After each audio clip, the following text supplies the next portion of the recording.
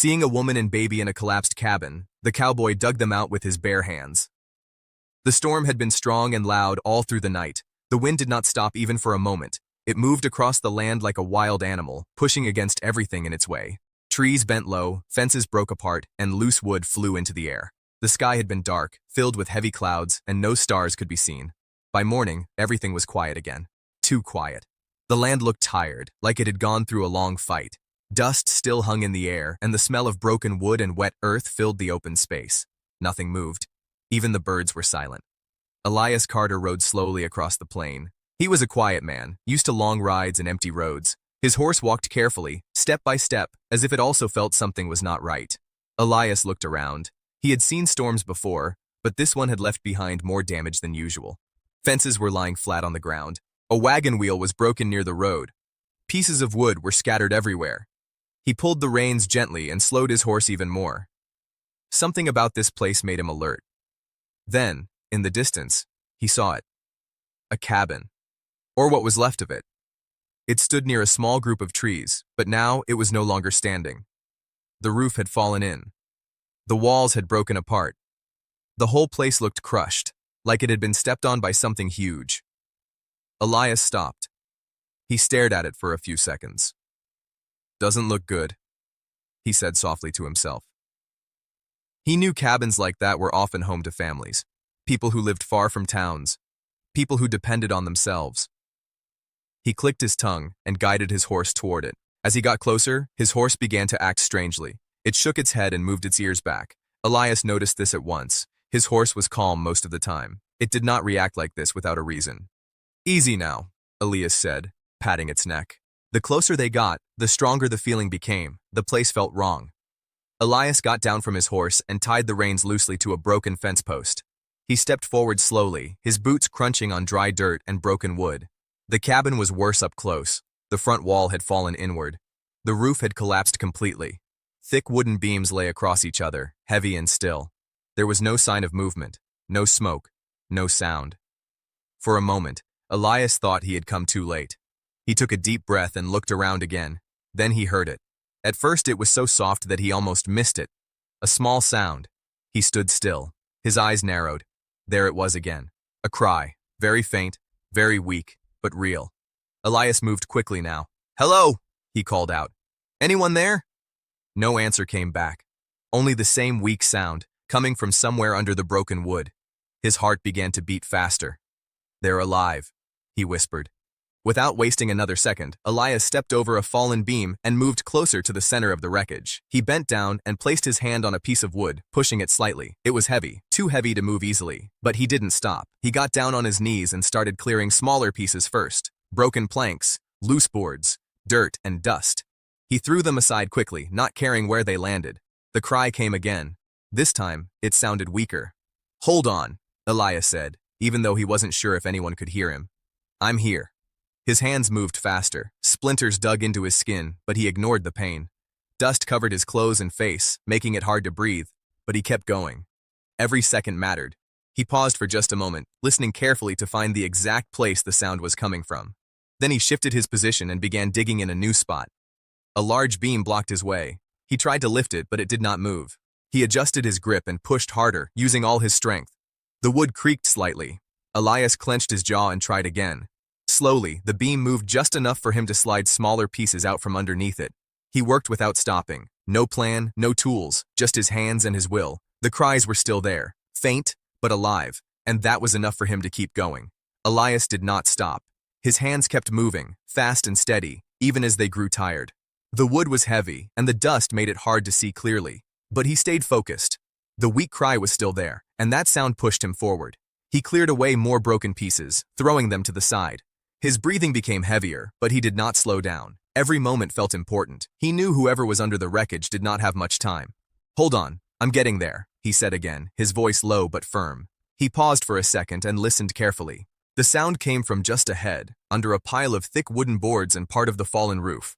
Elias wiped the sweat and dust from his face with his sleeve and leaned forward. He pushed one board aside, then another. Some pieces were easy to move, but others were stuck tightly together. He tried to lift a large piece, but it did not move. He shifted his hands and pushed from another side. The wood creaked, then slowly gave way. As he pulled it free, a small opening appeared. From that opening, he saw something, a piece of cloth. Elias froze for a second, then moved closer. He carefully cleared more debris around that spot. His movements became slower now, more careful. He did not want to cause more harm. "Easy, easy," he whispered. He pushed away another plank and looked down. There she was. A woman lay under the wreckage, her body partly covered by broken wood.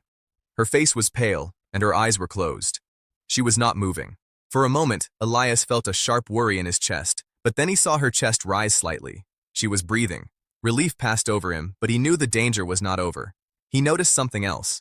The woman's arms were wrapped tightly around something beneath her. She was holding it close, even in her still state.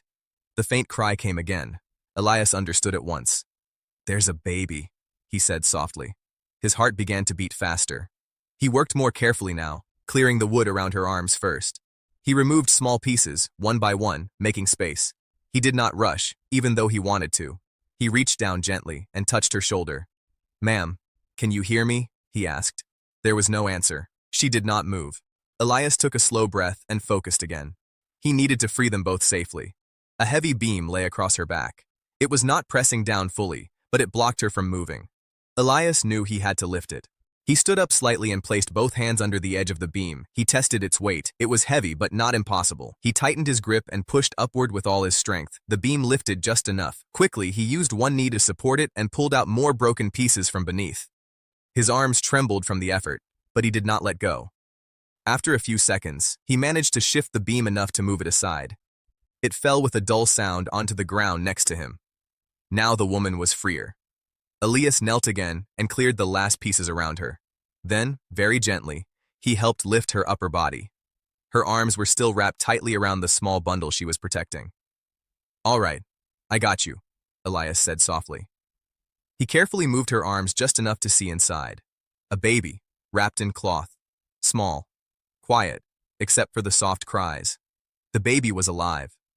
Elias felt a deep sense of relief. For a moment, he simply looked at them. The woman had protected the child even while trapped under the wreckage. She had not let go. "You did good," he whispered, even though she could not hear him. He gently lifted the baby first, supporting its head and holding it close. The cries became a little louder now, stronger than before. "That's it. You're all right," Elias said softly. He placed the baby carefully on a clear patch of ground nearby, making sure it was safe and away from the debris. Then he quickly returned to the woman. He checked her breathing again. It was weak, but steady. Elias slid one arm under her back and another under her legs. Slowly, he lifted her from the broken wood. He moved carefully, step by step, making sure not to hurt her. Once he was clear of the wreckage, he carried her to the same open space and laid her down gently beside the baby. The morning sun was rising higher now, casting soft light over them. Elias looked down at both of them, his chest still rising and falling from the effort. His hands were scratched and dirty, but he paid no attention to that. What mattered was simple. They were alive. He let out a slow breath and sat back for a moment, watching them closely. But he knew this was not over yet. They still needed help. Elias sat beside them, watching closely. The baby's soft cries had become a little stronger now, rising and falling in small bursts. That was a good sign. It meant the child had strength left. The woman, however, was still very weak. Her face was pale, and her breathing was slow. Elias knew he had to act carefully. He looked around the area. The broken cabin could not protect them anymore, but he needed to make a safe space, even if it was only for a short time. The sun was rising higher, and the air was slowly getting warmer. That would help, but it was not enough. First, he picked up the baby again. He held the child gently, checking if it was hurt. The baby was small, wrapped tightly in cloth and covered with dust, but there were no clear injuries. "That's good. You're strong," Elias said softly. He cleaned the baby's face with the edge of his sleeve, wiping away the dust. The baby calmed down a little, its cries becoming quieter. Then Elias turned his attention back to the woman. He knelt beside her and spoke in a calm voice. "Ma'am, can you hear me?" At first, there was no response. But then, after a few moments, her fingers moved slightly. Elias leaned closer. "You're safe now. I got you out." Her eyes slowly opened. They looked confused, unfocused at first. She blinked a few times, trying to understand where she was. Elias did not rush her. He stayed still, giving her time. Her lips moved, but no words came out. Then suddenly, her eyes widened a little. She looked around quickly, searching for something. Elias understood. "The baby is safe," he said gently. He lifted the child slightly so she could see. The moment she saw the baby, something changed in her expression. The fear in her eyes softened. Relief replaced it. Her hand moved weakly toward the child. Elias helped guide it. She touched the baby lightly, as if making sure it was real. A quiet breath escaped her lips. She closed her eyes again, but this time it was different. Not from weakness alone, but from relief. Elias sat back slightly, letting them have that moment. After a short time, he reached for his canteen. He opened it and carefully poured a small amount of water into his hand. Then he gently touched it to the woman's lips. "Slowly," he said. She drank a little. Not much, but enough. He did the same for the baby, dipping his fingers in water and letting a few drops touch the child's lips. The baby responded, moving slightly. Elias nodded to himself. They were both still holding on. He looked up at the sky. The sun was higher now. Time was moving forward, and he could not stay here too long. They needed to reach a safer place, maybe a nearby town or at least a better shelter, but moving them too quickly could be dangerous. He needed to be careful. Elias stood up and walked a short distance around the area. He searched for anything useful among the broken pieces of the cabin.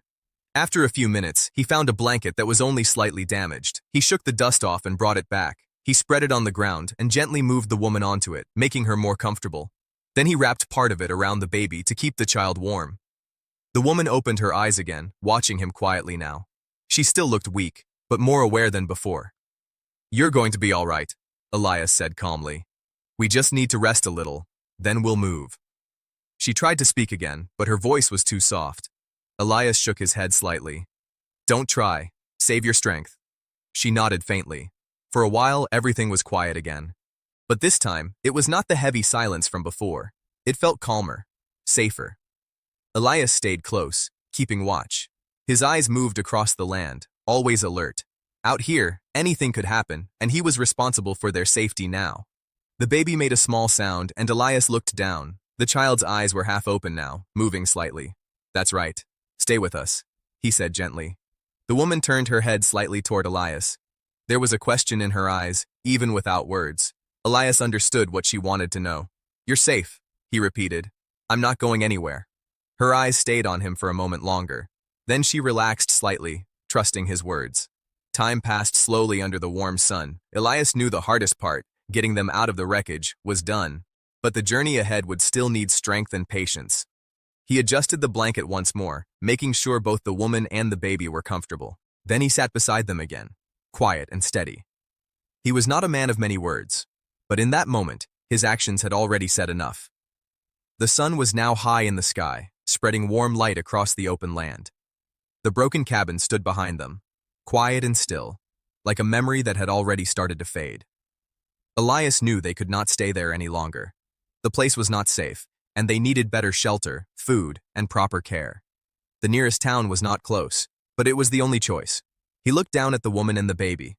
Both were resting now. The baby was calm, wrapped in the blanket, breathing softly. The woman's eyes were closed, but her face looked more peaceful than before. Elias stood up slowly and walked toward his horse. The animal had stayed nearby, calm again now. He checked the saddle and tightened the straps, making sure everything was secure. "We've got a long ride," he said quietly to the horse. Then he returned to the woman. He knelt beside her and spoke gently. "Ma'am, we need to move now." Her eyes opened slowly.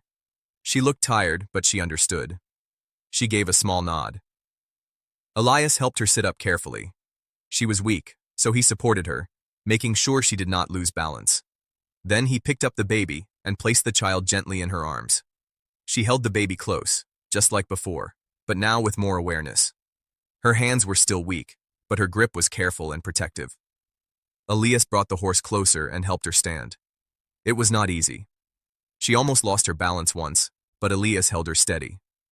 "Take it slow," he said. With his help, she managed to climb onto the horse. Elias adjusted her position so she could sit more comfortably. He made sure she was secure before stepping back. "You'll ride," he said. I'll walk beside you. She looked at him for a moment, her eyes showing quiet thanks. Elias gave a small nod and took hold of the reins. Then they started moving. The journey was slow. Elias did not rush. He walked beside the horse, guiding it carefully across the uneven ground. Every step mattered. He made sure the ride stayed smooth so the woman and the baby would not be disturbed. The land stretched far in every direction. The wind had calmed now, and the sky was clear. It felt like a different world compared to the night before. After some time, the woman spoke for the first time. Her voice was soft and weak. "Thank you." Elias looked up at her but said nothing for a moment. Then he gave a small reply. "You're all right. That's what matters." She looked down at the baby, then back at Elias. There were many things she could have said, but no words felt big enough. So she stayed quiet again. They continued moving. Hours passed slowly, but they kept going. Elias stayed alert, watching the road ahead and the land around them. He stopped a few times to let the horse rest and to give the woman more water. Each stop was short. He knew they needed to reach help before night came again. As the sun began to lower in the sky, the light turned softer. Long shadows stretched across the ground. Then, in the distance, Elias saw something. A small building. Then another. A town. He let out a quiet breath. "We're close," he said. The woman lifted her head slightly, trying to see.